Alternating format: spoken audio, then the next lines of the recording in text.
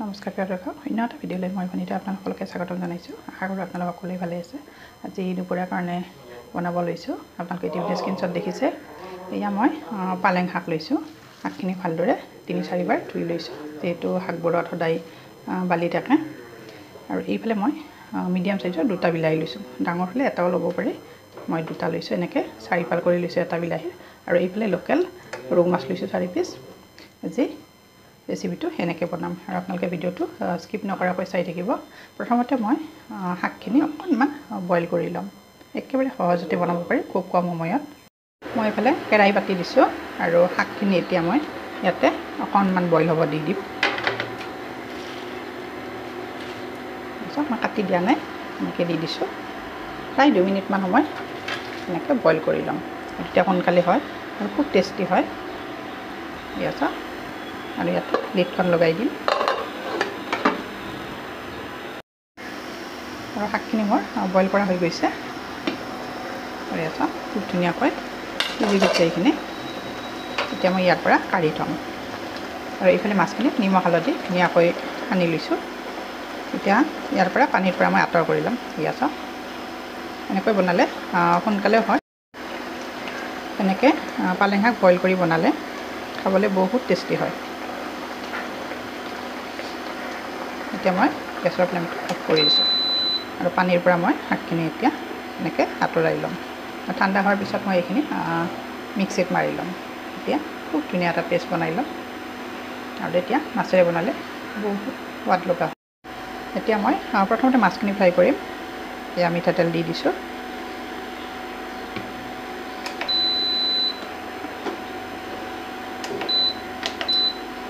তেলখিনি গৰম হৈছে। মাছকেইডোখৰ ইয়াতে দি দিছোঁ মই।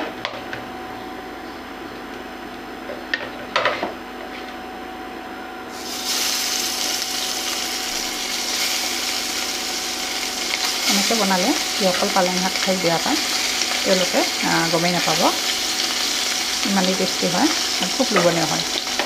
কম সময়ত বনাব পাৰি। আপোনালোকে সকলোৱে বনায় নহয় জানো, চবৰে বনোৱা পদ্ধতি বেলেগ বেলেগ।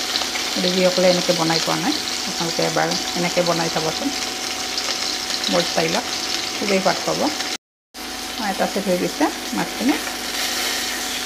যিহেতু মাছ ফ্লেভাৰটো সকলোৱে জানে, গোটেইখিনি ভিডিঅ' নেদেখাওঁ।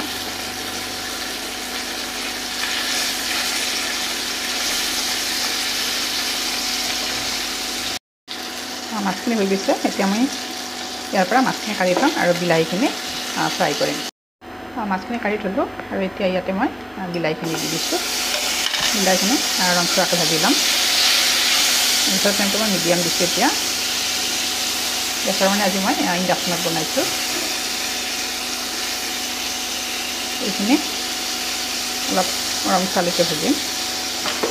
লিডখন লগাই দি দিছোঁ। সোনকালে সিজিব। বিলাহীখিনি হৈ গৈছে।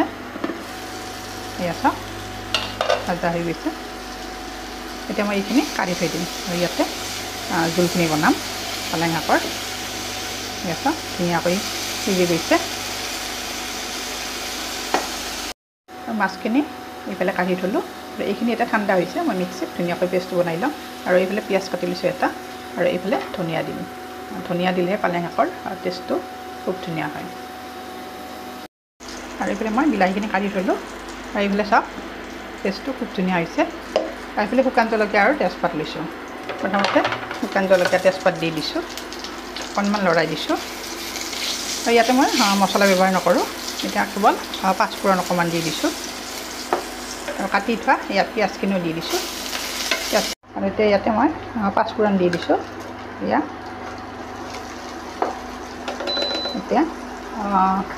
হালধি পাউডাৰ দি দিছোঁ। এয়া নিমখটো দি দিছোঁ টেষ্ট অনুযায়ী। এতিয়া ভালদৰে লৰাই দিছোঁ। মই ইয়াতে শুকান জলকীয়া 2টা দি দিছোঁ। কেঁচা জলকীয়া এতিয়ালৈকে দিয়া নাই, শেষত 2টা দি দিম। এইখিনি একেবাৰে ৰংচোৱা হ'ব লাগিব। যিহেতু শাক হয় পালেং শাক, গতিকে ইয়াতে মছলা দিয়াৰ প্ৰয়োজন নাই। আৰু এইখিনি ৰংচোৱা হৈ আহিছে। এতিয়া বনাই থোৱা পালেং শাকৰ পেষ্টটো ইয়াতে দি দিছোঁ। খুব ধুনীয়া এটা গোন্ধ আহিছে আৰু যিহেতু লগত কেঁচা ধনিয়া আছে কেঁচা ধনিয়াটো দিলে খুব ধুনীয়া এটা গোন্ধ আহে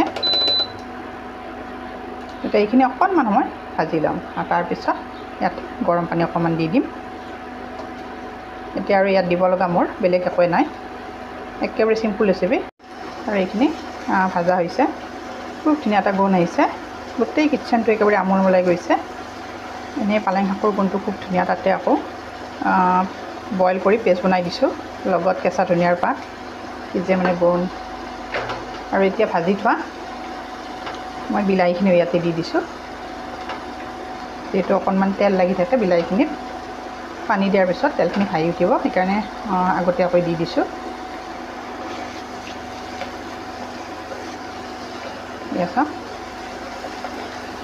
যিসকলে পালেং শাক খাই বেয়া পায় আপোনালোকে যদি এনেকৈ বনাই দিয়ে নহয় এবাৰ খোৱাৰ পিছত আৰু এবাৰ খাবলৈ মন কৰিব একেবাৰে আঙুলি চেলেকি খাব মই দুপৰীয়া সাজত এনেকৈ বনাইছোঁ যদিহে বনাই খাই পোৱা নাই তেতিয়াহ'লে মোৰ প্ৰচেছত এবাৰ বনাই খাই চাব আৰু এতিয়া ইয়াতে মই গৰম পানী দি দিম ইয়াত আৰু একেবাৰে বহুত বেছি পানীও কৰা নাই পানী দিয়া নাই অকণমান জুলীয়া টাইপ কৰিছোঁ মানে গ্ৰেভি টাইপ কৰা নাই খুব ধুনীয়া এটা গোন্ধ আহিছে এতিয়া ইয়াতে মই মাছখিনি পেলাই দি দিম আৰু চাওক খুব ধুনীয়াকৈ উতলিছে এতিয়া মই ইয়াতে ভাজি থোৱা মাছকেইডোখৰ দি দিছোঁ এই ৰেচিপিটো একেবাৰে ফটাফট হয় বেছি টাইমো নালাগে আপোনালোকে দেখিছে ইমান সোনকালে হয় আলহীক বহাই থৈও খুৱাব পাৰি ইমানেই ইজি